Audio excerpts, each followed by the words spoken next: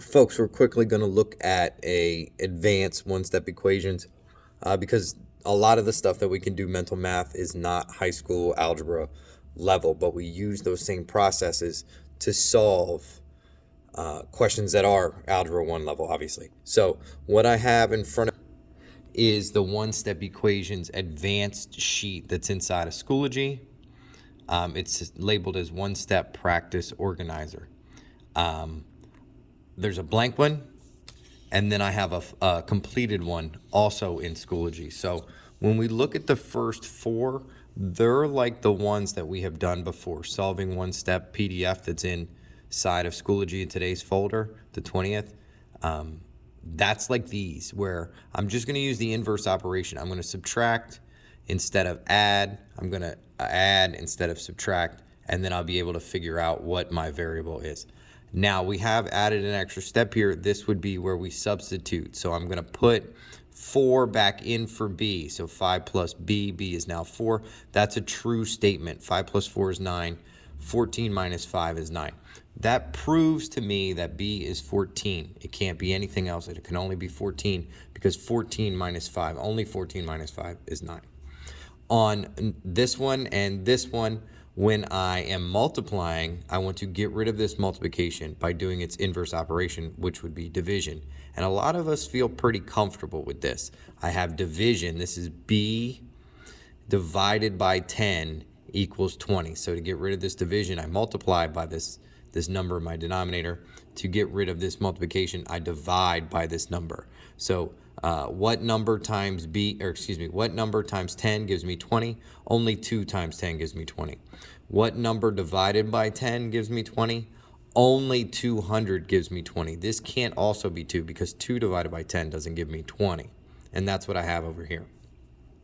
When we get to these upper level ones, these two problems are going to be like, this is an algebra 1 level problem because now I'm subtracting, but I'm getting a negative number. So to subtract, my inverse would be add, just like it was up here. And my inverse is add, but when I do negative 12 plus 8, I get a negative number. So only negative 4 minus 8 gives me negative 12. That is a true statement. Same thing over here. I'm adding, but it's giving me a negative number. So I'm going to subtract. And again, it doesn't matter that it gives me a negative number. It just makes this problem a little bit tougher because negative 12 minus 8 is negative 20. And this right here is a tougher level problem. Okay? And only negative 20 plus 8 gives me negative 12. The ones I have on the back of this sheet, and if you have the completed one open, I'm just running right through it.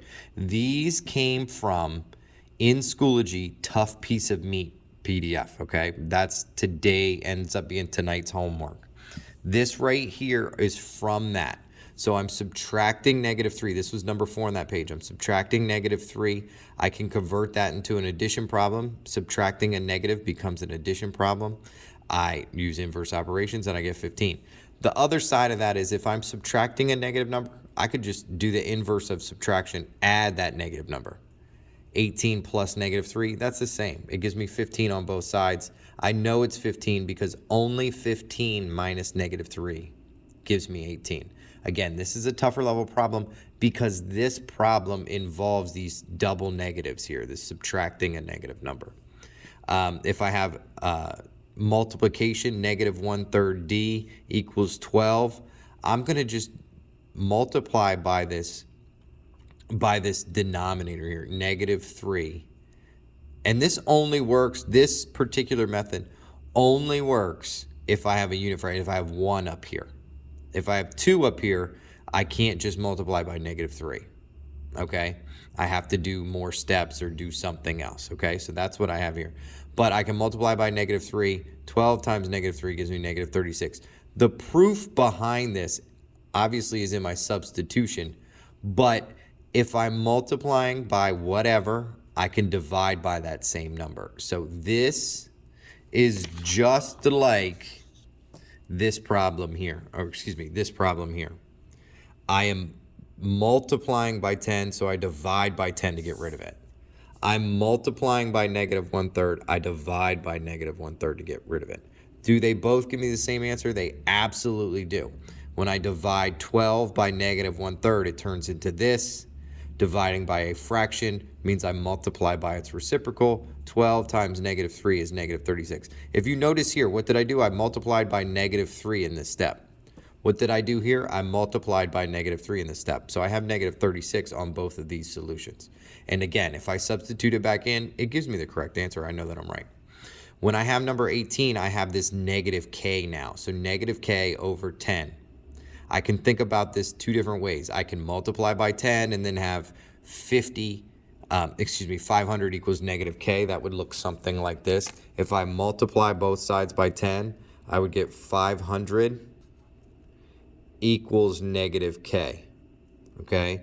And then I'm going to have the opposite of k is 500, so negative 500 must be k, all right?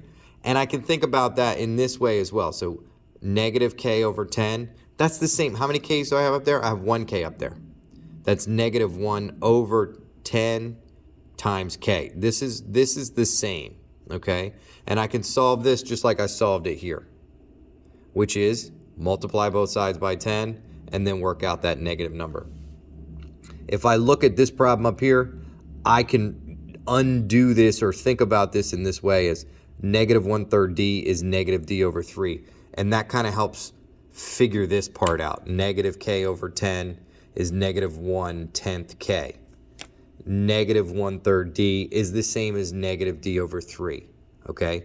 These are the same kind of problem, and I can manipulate them however I want. Here, here, here, here. This helps me kind of solve these different math problems. So again, this is what I have here. Try these out and use these 6 problems and the ones on the front to help you complete the tough piece of meat organizer. If you shoot me that through your email, that sounds good to me.